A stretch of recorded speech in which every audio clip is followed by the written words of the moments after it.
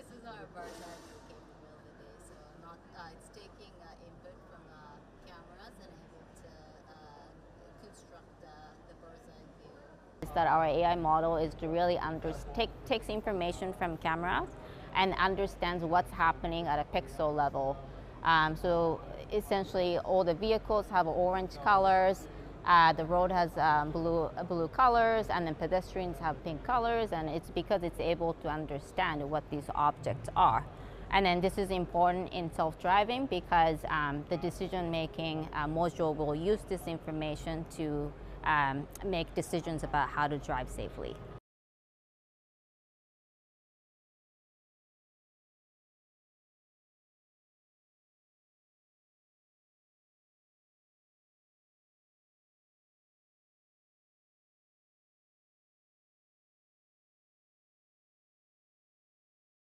And ultimately, we believe that self-driving cars can drive better than human drivers because we don't have to worry about, say, like the drivers, maybe driving under the influence or tired.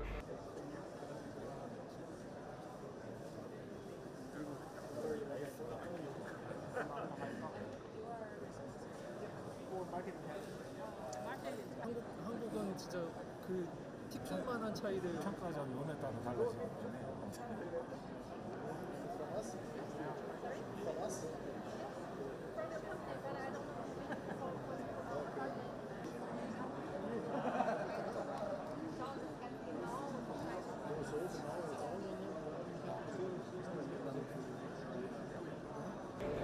With these boxes, we can build up a digital 3D world to let the AI to identify the object and make the decisions later on if they have to act or if they can still rely on the driver's actions.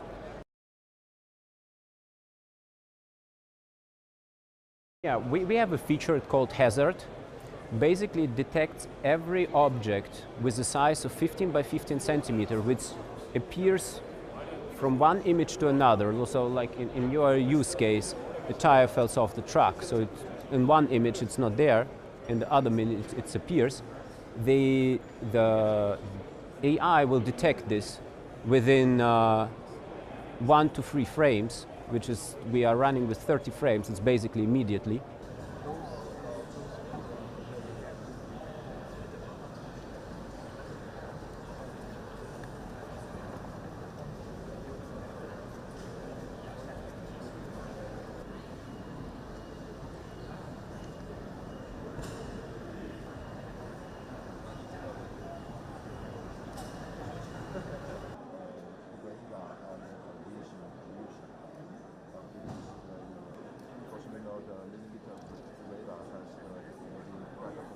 Technology has been an interesting challenge for a lot of car firms.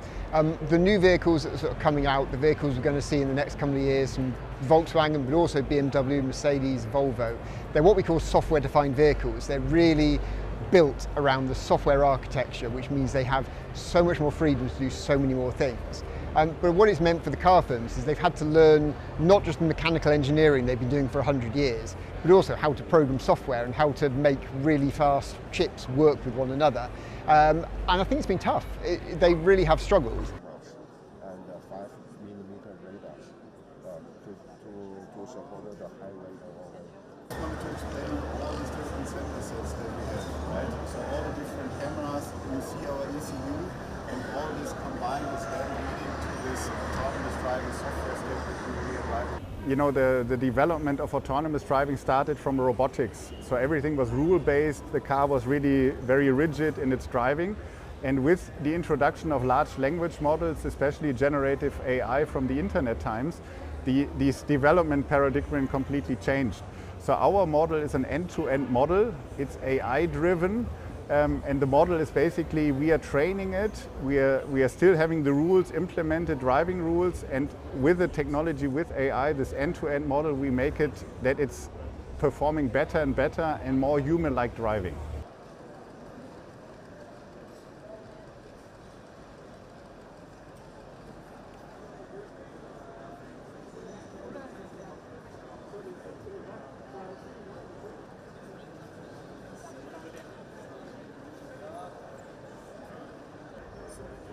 step, introducing the resources now.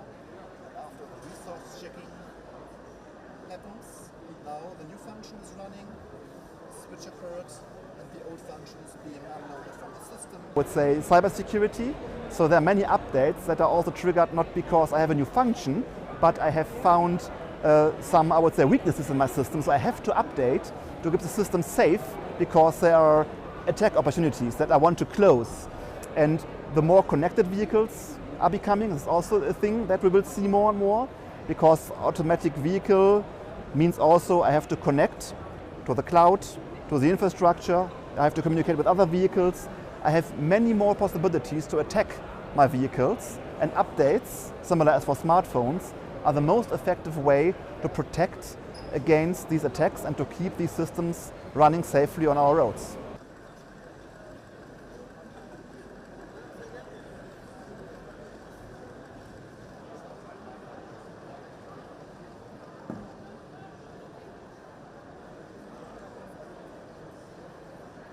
Yeah, so does the industry have to be, I would say, more sensitive regarding the possibility of cyber attacks? I definitely believe yes, this is already a big topic today, because we are coming from a world in which vehicles have been closed systems. Now we are coming to open systems. We have vehicles communicating with the backend, with the cloud, and if we are going to future vehicles with higher degrees of automation, we will see more communication, which is important for a safe operation. And any interruption of such a safe operation, even if it's not life-threatening, can be economically problematic.